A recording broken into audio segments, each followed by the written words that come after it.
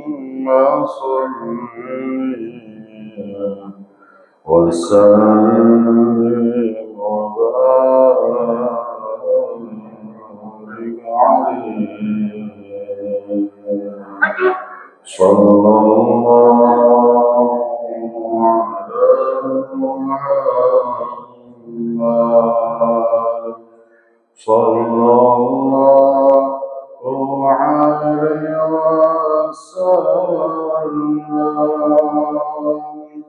صلى الله على محمد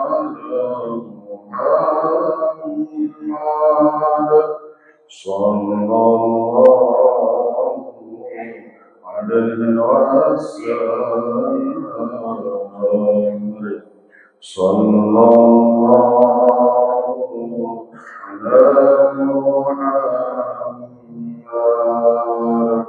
صلى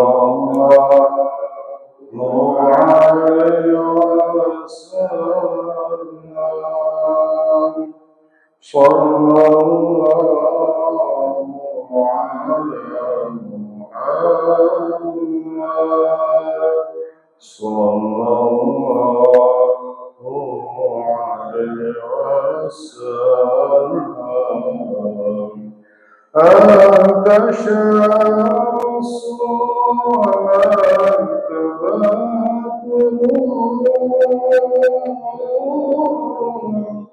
أنت نور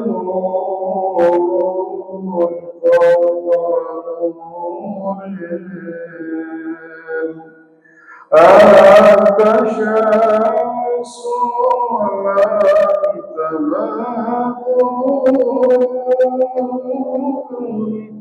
أنت نور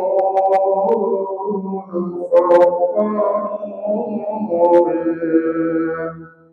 أنت يكسر الظالم أنت من سباب صدور صلى الله على محمد صلى الله عليه وسلم صلى الله على محمد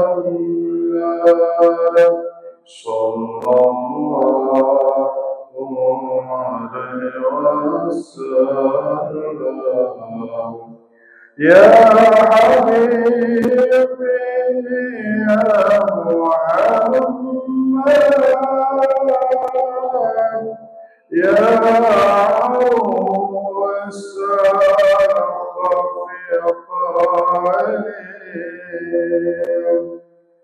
يا حبيبي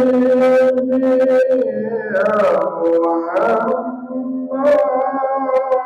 محمد يا عروس قافي الطائر يا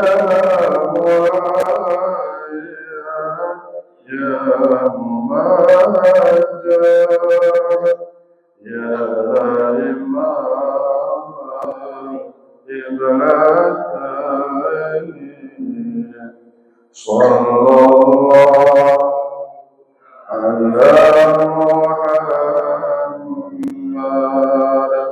صلى الله عليه وسلم صلى الله على محمد صلى الله عليه وسلم اللهم صل وسلم وبارك عليه. السلام عليكم ورحمة الله وبركاته.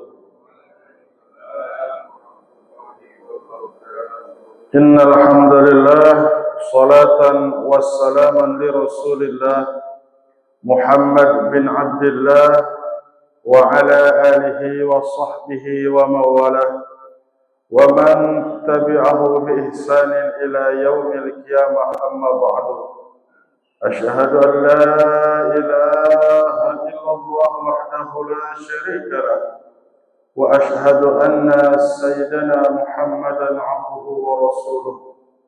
اللهم فصل على سيدنا محمد وعلى آله وصحبه وسلم. وقال الله تعالى في القرآن الكريم: أعوذ بالله السميع العليم من الشيطان الرجيم. بسم الله الرحمن الرحيم. وعلم آدم الأسماء كلها ثم عرضهم على الملائكة فقال أنبئوني بأسماء هؤلاء إن كنتم صادقين. وقال الله تعالى أيضا: قل هل يستوي الذين يعلمون والذين لا يعلمون. وقال الله تعالى أيضا: يرفع الله الذين آمنوا منكم والذين أوتوا العلم درجة. وقال النبي صلى الله عليه وسلم في رواية الإمام الحسن وسنده علي كرم الله وجهه: سألت جبريل عن أصحاب العلم فقال جبريل: هم سراج أمتك في الدنيا والآخرة، طوبى لمن عرفهم والويل لمن أنكرهم وأبغضهم. صدق الله العظيم وصدق رسوله الحبيب الكريم ونحن على ذلك من الشهيدين. اللهم افتح لنا بفتوح العارفين، اللهم افتح لنا بفتوح العارفين، والحمد لله رب العالمين. Hadirin kiram, jamaah pengajian Masjid Hakim Mahwa Rahmah yang saat ini mudah-mudahan yang hadir di sini kita duduk bersama-sama di majelis ilmu apa yang disabdakan oleh baginda Rasulullah sallallahu alaihi wasallam. Ada dua perkumpulan, ada perkumpulan yang mengundang bencinya Allah dan ada perkumpulan yang mengundang cintanya Allah. Mana salah satu perkumpulan yang mengundang cintanya Allah? Mami majlisin yadhkuruna Allah Ta'ala. Tidak ada satu majlis yang ingat kepada Allah. Thalabul ilmi termasuk ingat kita kepada Allah. Sebab thalabul ilmi, mencari ilmu itu adalah perintah Allah, bahkan hukumnya wajib. Mudah-mudahan yang hadir di sini tak henti-hentinya Allah cucurkan rahmatnya kepada kita. Tak henti-hentinya Allah cucurkan keberkahan kepada kita semua. Amin ya Allah ya Rabbal Alamin. Juga kepada Ketua DKM beserta para pengurus, para alim ulama yang mengajar, para guru, para asatidz, para imam. Mudah-mudahan beliau-beliau semua selalu ada dalam inayah, kekuatan, lindungan dari Allah Subhanahu wa Ta'ala. Amin ya Allah ya Rabbal Alamin. Hadirin jamaah yang dimuliakan oleh Allah Subhanahu wa Ta'ala, keutamaan ilmu itu ketika para malaikat sempat protes kepada Allah ketika Allah umumkan bahwa inni ja'ilun fil ardi khalifah. Allah umumkan kepada para malaikat, sesungguhnya aku akan jadikan pemimpin di muka bumi ini khalifah dari golongan manusia. Dan disampaikan manusia itu satu-satunya pada saat itu, yaitu Nabi Adam alaihissalam. Maka para malaikat sempat berargumen, sempat agak meragukan bagaimana ketika nanti Nabi Adam diutus ke bumi. Ataj'alu fiha ma yufsidu fiha wa yasfiku dima. Ya Allah, apakah engkau akan menjadikan makhluk yang nantinya akan berbuat kerusakan, makhluk hambamu yang akan menumpahkan darah. Pertanyaannya, kok malaikat seperti sudah tahu? Betul. Allah sudah tuliskan dan Allah sudah buka di Lauhil Mahfuz bahwa karakter manusia seperti ini, nanti ada yang baik, ada yang pemarah, nanti ada yang membunuh, ada yang dibunuh, ada yang mencuri, ada yang merampok. Kategori yang maksiat seperti ini, jinah mabuk. Kategori orang yang baik seperti ini, ibadah, baca Quran, terus sedekah, sudah dikasih tahu oleh Allah, di mana yaitu yang disebut Lauhil Mahfuz sudah diumumkan oleh Allah Subhanahu wa taala. Akhirnya untuk membuktikan kelayakan Nabi Adam, maka dites. Ketika para malaikat disuruh menyebutkan seluruh benda-benda, baik yang ada di alam raya langit, benda yang ada di alam bumi, benda-benda yang belum nanti diciptakan seperti mobil. Kalau yang terkecil perabotan rumah tangga, itu tidak bisa menjawab. Akhirnya apa yang terjadi ketika Nabi Adam dites, wa 'allama Adam al-asma'a kullaha. Akhirnya Nabi Adam menyebutkan semua nama-nama, bahkan dalam tafsir Jalalain termasuk perabotan-perabotan rumah disebutkan oleh Nabi Adam. Seluruh para nabi, bahkan anak-anak cucu yang menjadi nabi disebutkan, yang menjadi rasul disebutkan. Maka di situ akhirnya tawakuf seperti para malaikat. Apa yang terjadi? Qalu subhanaka la ilma lana illa ma 'allamtana innaka antal alimul hakim. Seperti para malaikat, maha suci Engkau ya Rabb, sesungguhnya tidak ada yang mengetahui kecuali Engkaulah yang memberikan pelajaran ilmu kepada kami. Maka di situ baru para malaikat sami'na wa ata'na. Yang tidak sami'na wa ata'na satu aja, yaitu iblis laknatullah alaih. Hadirin jamaah yang dimuliakan oleh Allah Subhanahu wa taala. Maka akhirnya dulu itu setiap para nabi ada ulamanya daripada umatnya.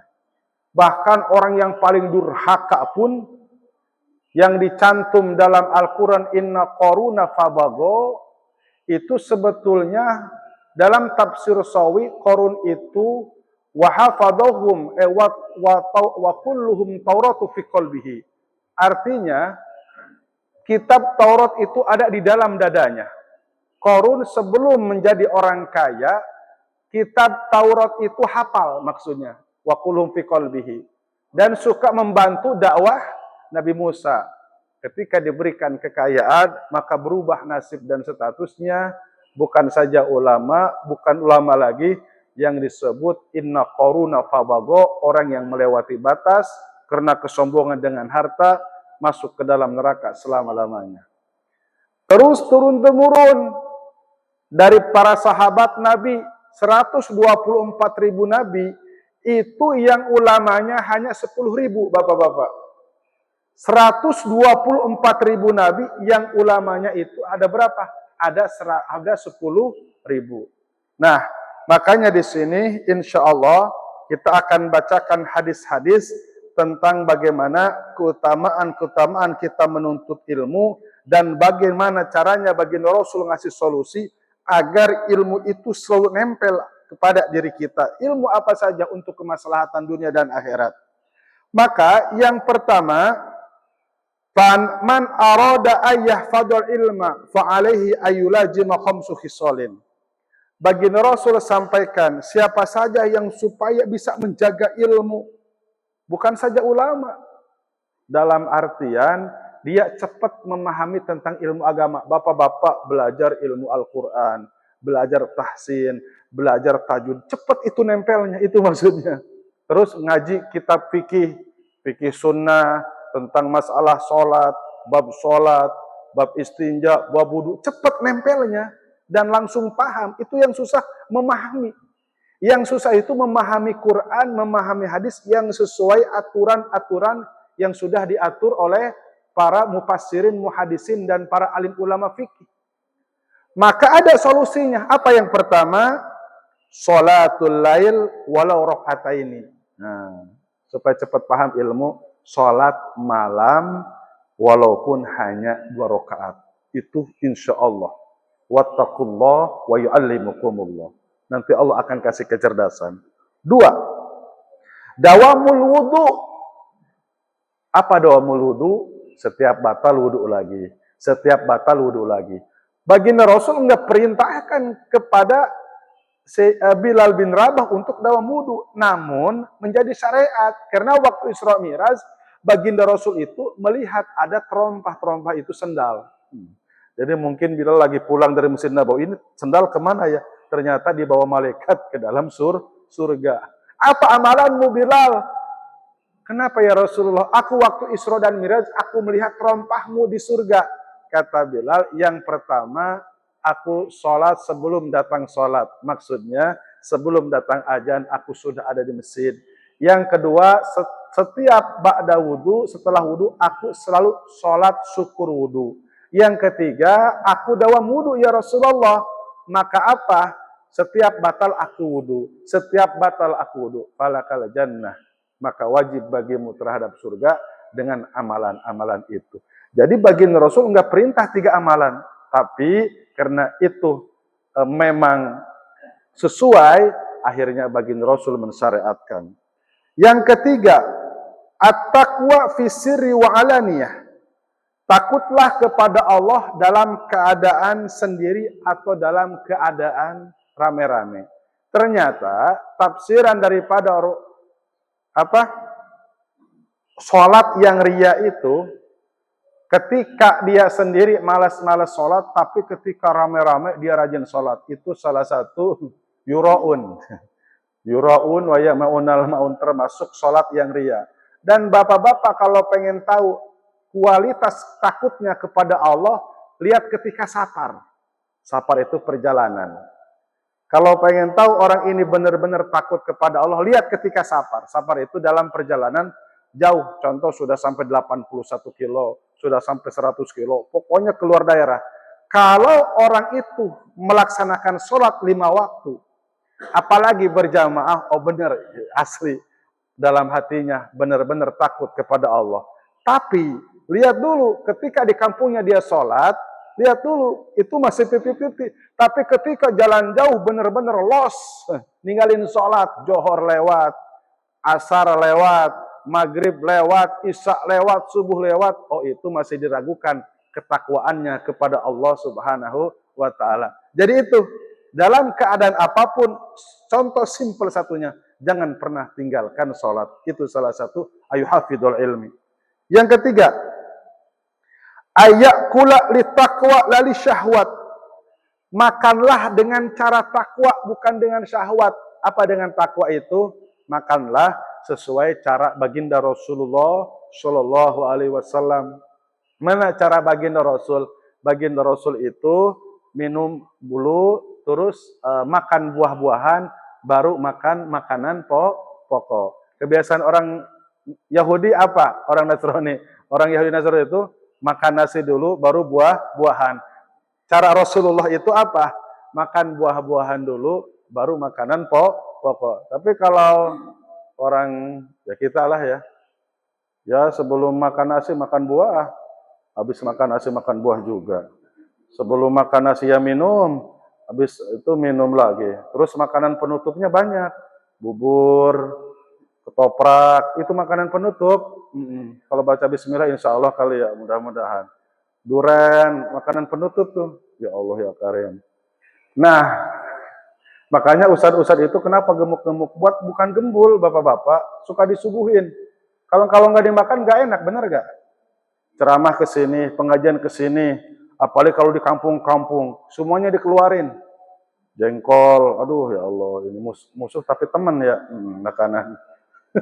Musuhnya bau tapi teman suka. Pindah ke sini lagi kalau di kampung kamu tuh. Makan lagi. Saya waktu ke Batam itu sampai rebutan orang ngajakin makan. Saya udah nggak ada tempat lagi ini. Udah saya mau pulang. Maksudnya adalah acara. Makan lagi, makan. Yang Malaysia itu apa? Nasi kendar ya. Masya Allah, itu kayak tumpukan gunung. Nah, Sebetulnya cara Rasulullah itu satu jenis, Bapak-bapak. Kalau misalkan daging kambing. Contoh kalau misalkan sederhananya tahu. Tapi kalau umatnya beda ya. Sayap sebelah kanan tempe, sayap kiri di nasi itu tahu, penyerang di depan daging ayam, sebelah kanannya opor, back di belakang nasi itu rendang. Ya Allah ya Karim. Sebelah ini teh panas, aqua, kopi udah pasti itu. Itu fardu ain itu orang Indonesia minum kopi ya, kayak fardu kopi. Kalau Rasul ternyata pantesan asam urat, benar gak? Darah tinggi. Kalau kata teman darah ningratnya naik lagi katanya, darah tinggi padahal. Itu karena tidak sesuai cara Nabi. Cara Nabi itu satu jenis dan ini yang paling susah termasuk saya. Dan berhenti sebelum kenyang. Kalau kita apa alasannya? Mubajir. Bukan mubajir, numpuk itu nasi disukin 3 centong. Bukan mubajir dari kitanya nyuk centongnya. Udah kontrak pertamanya 3 centong, 4 centong. Mubajir sayang katanya. Bukan mubajir ya, gembul. Ya Allah ya Karim. Nah cara Rasul itu berhenti sebelum kenyang. Kita mah nggak ngaruh, mau lagi pusing, lagi senang, tetap aja habis nasi, betul gak? Orang Indonesia tuh. Nah, dengan cara Rasul, insya Allah. Yang kelima, wal khamisatu as-siwak, bersiwak. Laula dalam Sunan Abu Dawud, laula an asyuqqa ala ummati la amartuhum bisiwaki inda kulli wudu'in, dalam hadis yang setelahnya inda kulli salatin. Andai saja aku tidak memberatkan terhadap umatku, aku akan perintahkan wajib untuk bersiwak. Lihat dalam kitab Taqriyatus Syadidah, kurang lebih 70 khosiat orang yang bersiwak, salah satu untuk menajamkan pandangan. Tapi pandangannya yang benar ya. Orang yang udah pikun itu, 2 yang enggak pikun. Apa? Lihat wanita sama lihat uang, itu enggak bakalan pikun. Betul gak? Tapi ingat kembali orang yang bersiwak itu baca Quran insya Allah tuh masih jelas. Apalagi lisatul lisah, menguatkan gusi. Gigi pun akan kuat. Mau cepat ompong kalau bahasa kita ini. Memancarkan cahaya ada 70. Makanya baginda Rasul kemana-mana membawa siwak. Sampai wafatnya kata Siti Aisyah, kayu arak masih tersimpan di kantung baginda Rasulullah SAW. Kalau umatnya apa? Siwak apa rokok? Di sininya nih. Siwak apa rokok di sininya? Ada siwak, ada rokok. Nah itu umatnya. Hadirin jamaah yang dimuliakan oleh Allah Subhanahu wa taala. Yang selanjutnya, jamaah yang dimuliakan oleh Allah Subhanahu wa taala, baginda Rasulullah sallallahu alaihi wasallam pernah bertanya kepada malaikat Jibril tentang keunggulan daripada umat-umatnya. Wahai Jibril, apa keunggulan umat daripada umatku yang dimana itu ulama-ulama daripada umatku, seperti apa keunggulannya? Maka kata malaikat Jibril, Allah sampaikan dalam hadis qudsi dari Allah ke malaikat Jibril, ke baginda Rasul disampaikan, ini hadis qudsi, hum siraju ummatika fi dunya wal akhirah. Umat ulama-ulama daripada umatmu itu siraju ummatika fi dunya wal akhirah. Menjadi lampu lentera baik di dunia dan di akhirat. Tuba liman arafahun. Bahagia orang yang mengetahuinya, mencintainya, mau menuntut ilmu kepadanya. Karena yang disampaikan Quran, anda hadis, perkataan sahabat. Mau mendengarkannya. Atau ada memang orang-orang yang enggak keburu ngaji. Enggak keburu mendengarkan. Wa mahabbatihim. Tapi dia mahabbah, mencintainya. Maka insya Allah orang itu jalannya tidak akan tersesat. Karena yakin al-ulama'u warasatul anbiya. Enggak kemana-mana yang disampaikan oleh para ulama itu. Yang benar-benar ulama akhirat. Itu bersumber wastimdaduhu minal Quran wa sunnah, daripada Quran dan sunnah baginda Rasulullah sallallahu alaihi wasallam. Imam Ghazali orang tuanya bukan ulama, Imam Syafi'i orang tuanya bukan ulama, Imam Abu Hanifah orang tuanya bukan ulama, Imam Ahmad bin Hambal orang tuanya bukan ulama. Bahkan Imam Ahmad bin Hambal itu orang fakir miskin. Muhammad dalam Ar-Risalatu fil Salati at-Taksiri fil Baghdad tentang Imam Ahmad bin Hambal, rumahnya di dekat Sungai Dajlah, itu tukang nyewain kios.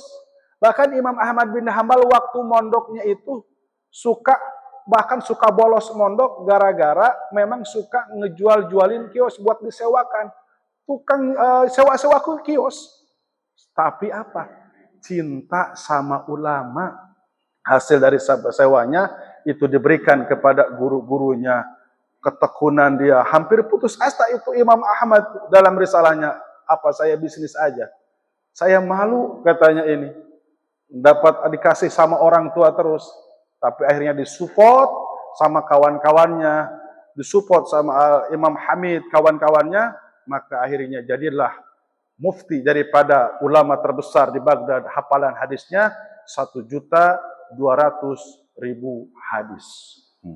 Setorannya salah satunya sebagiannya kepada Muhammad bin Idris Asy-Syafi'i.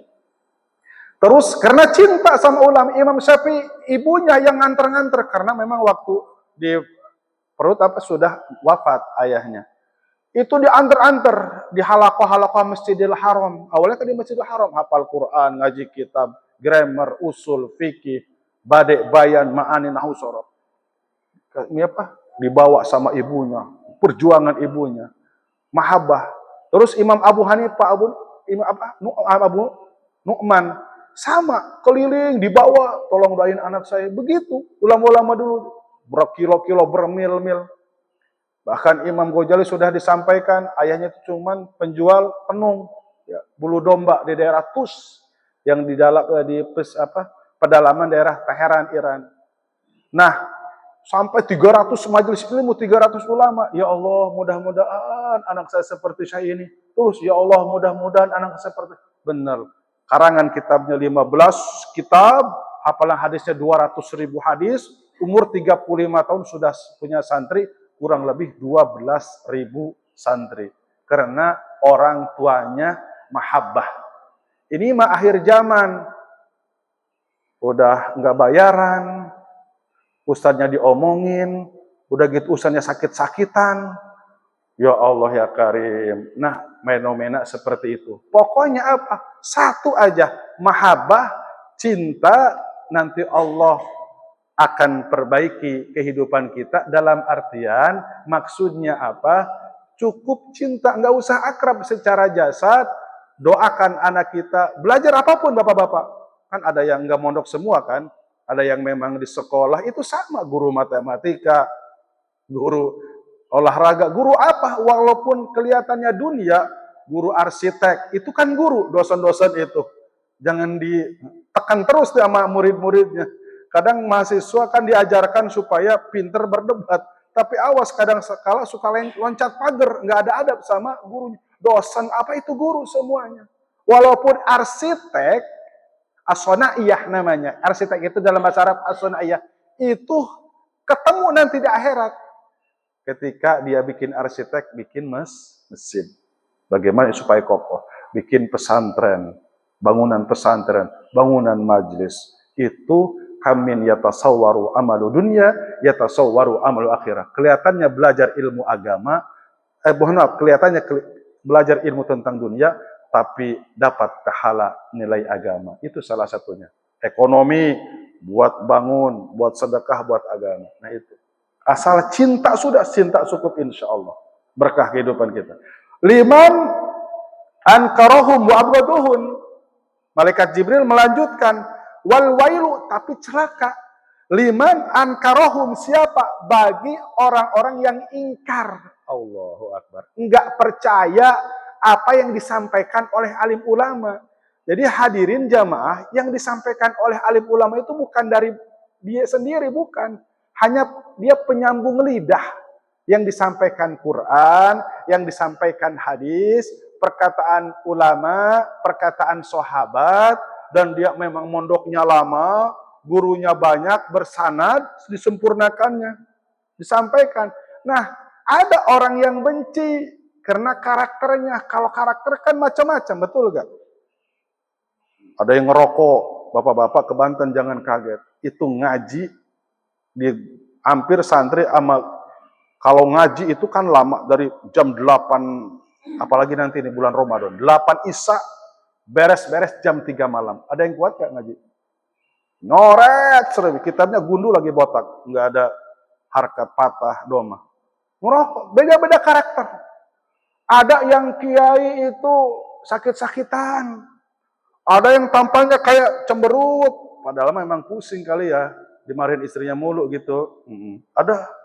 Ada kiai yang nikah terus. Ada enggak? Banyak. Ada kiai yang memang kehidupannya sederhana. Ada yang kaya raya. Tapi sebetulnya ketika di pondok ya biasa ngajar. Dia sampaikan. Jadi jangan disamakan. Ada khutobah, ada ulama.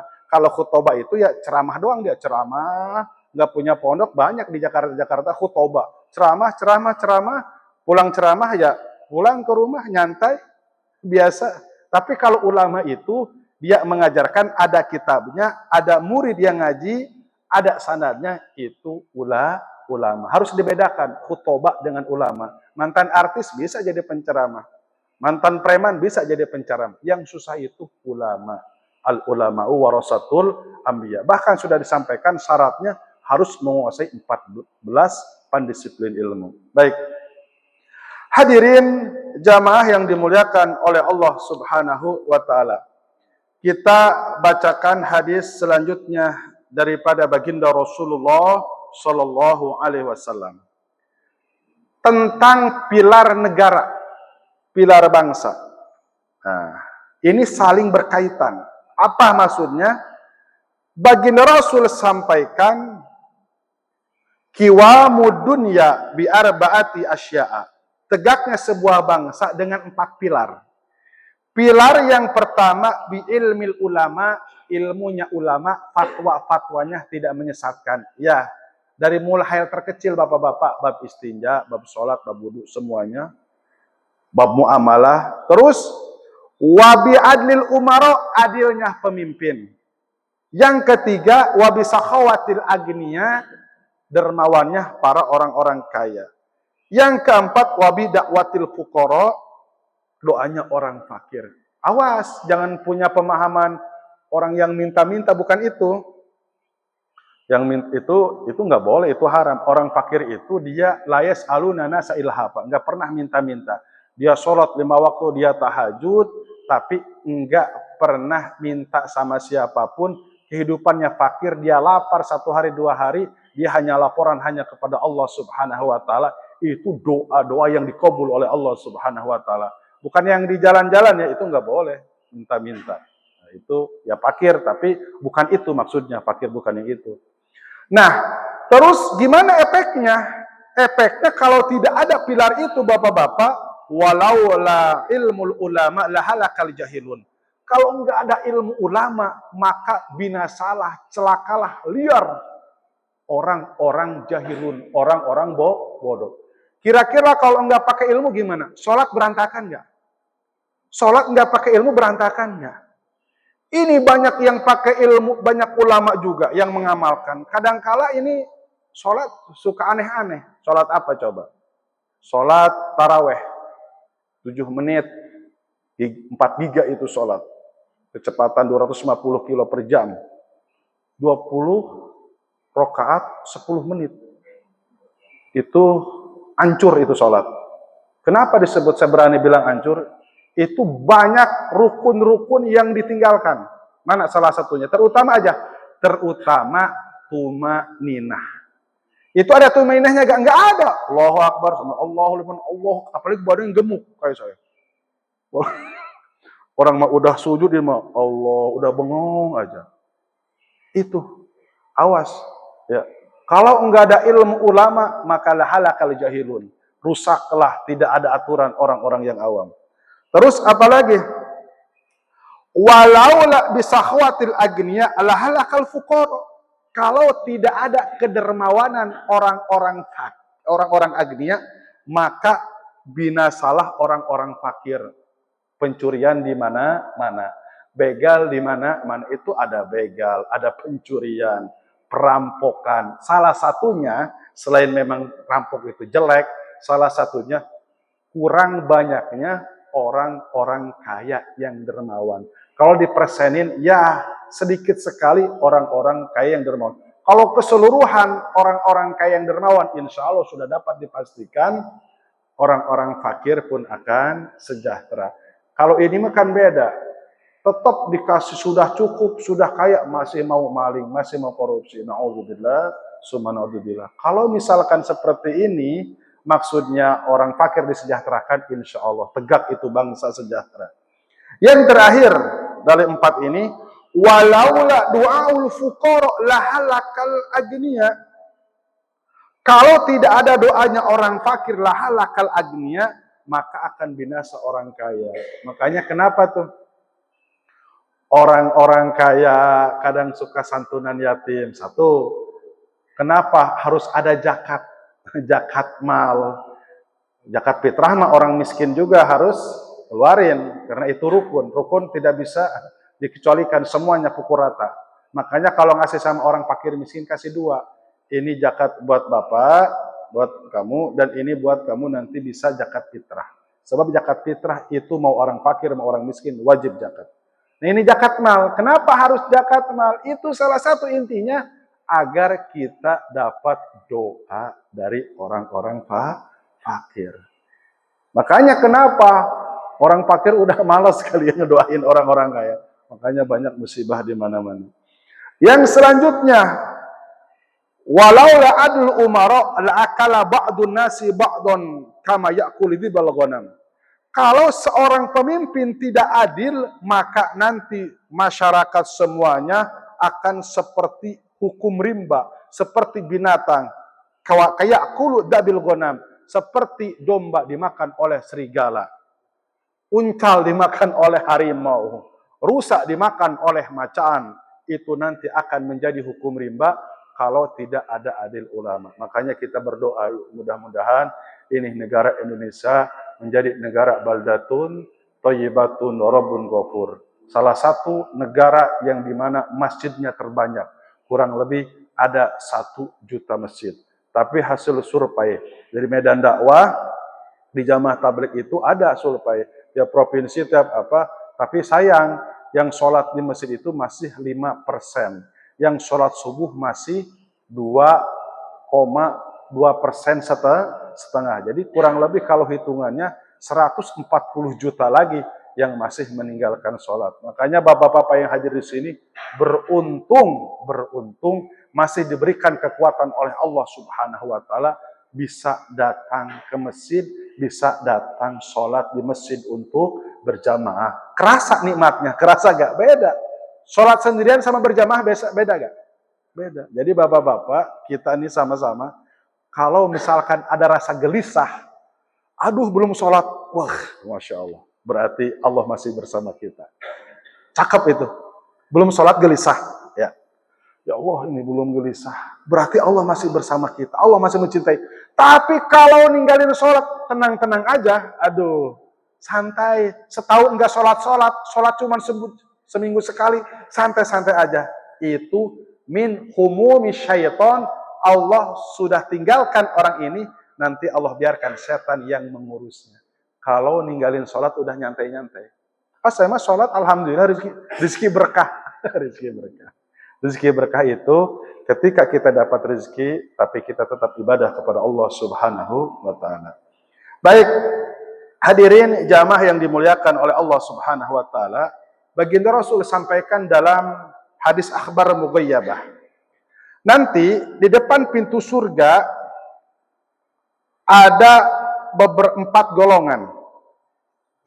Ulama dengan mengamalkan ilmunya, 2 orang yang berhaji tapi hajinya haji mabrur, 3 orang yang mati syahid, benar-benar mati syahid di jalan Allah, yang keempat orang yang dermawan yang usahanya dengan usaha halal dia infakkan di jalan Allah.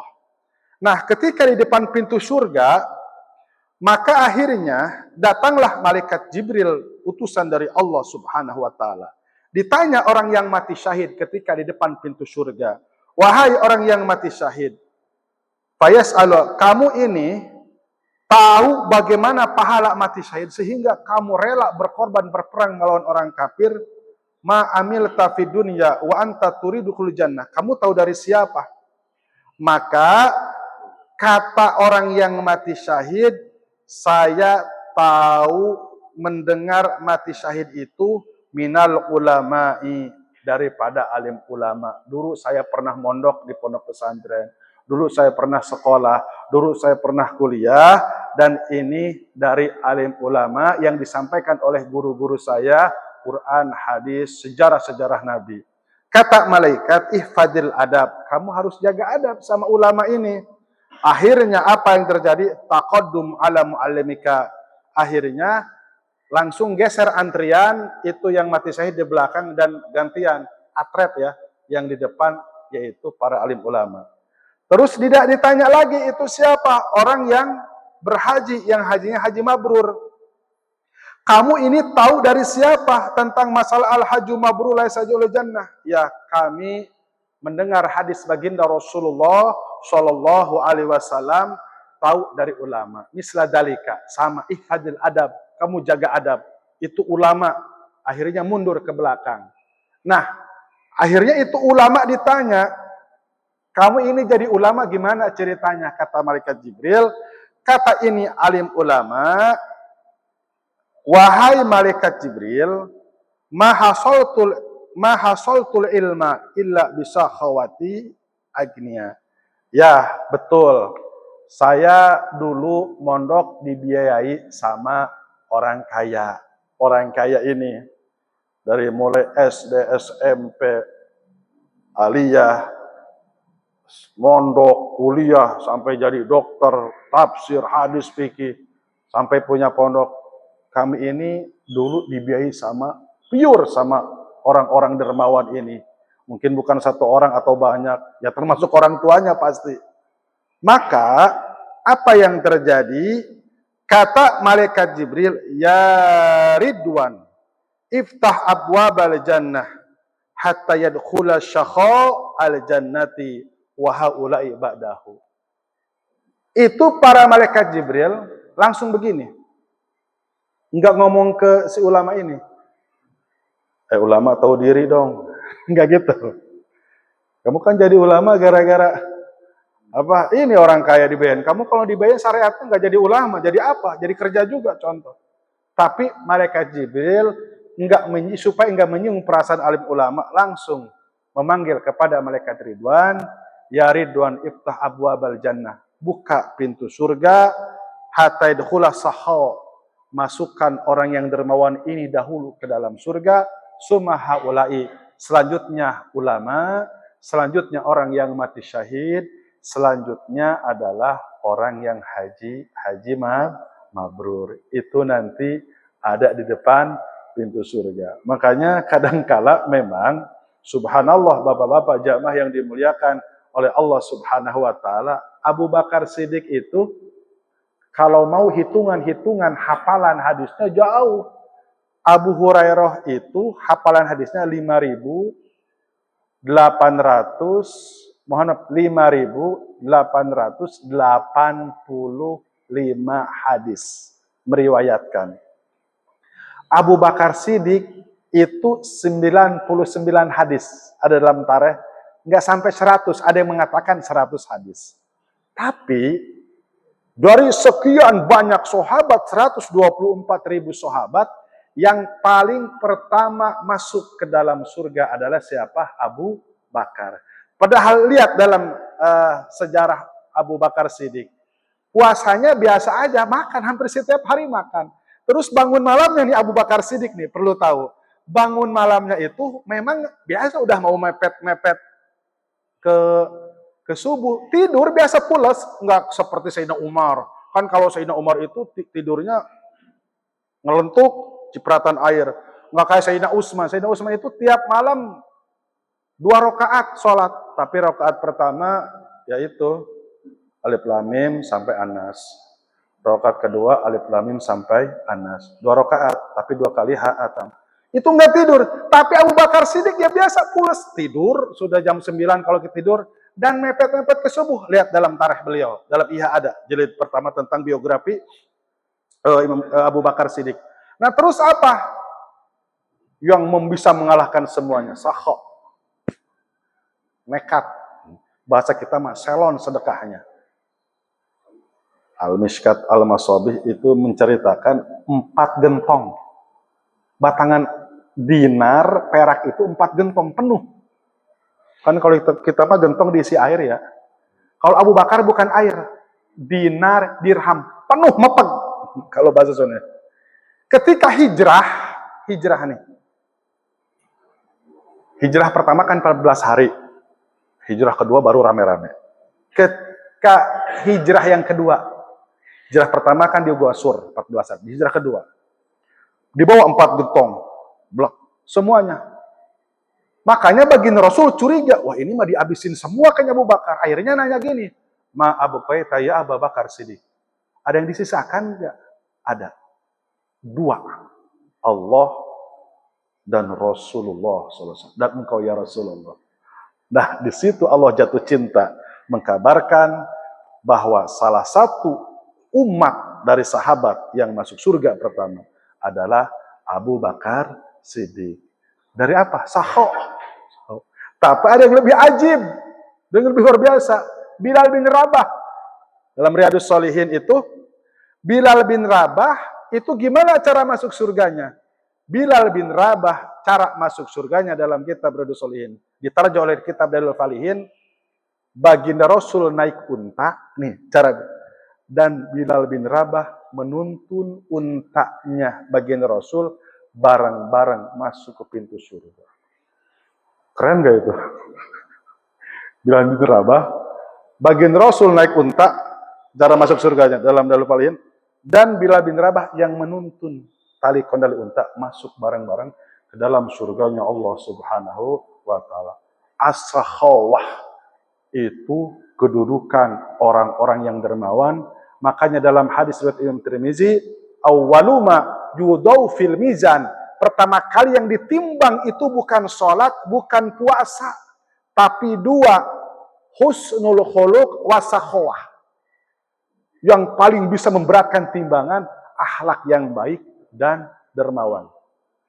Subhanallah. Makanya dulu-dulu itu Imam Abu Lais, gurunya Imam Syafi'i, 1 hari itu dari muhibbin, jamaah-jamaah pengajian, muhibbin lah orang-orang dermawan, itu 1.200 dinar sehari. Bukan pendapatan dia ngasih, tapi sehari itu juga dia dihabiskan.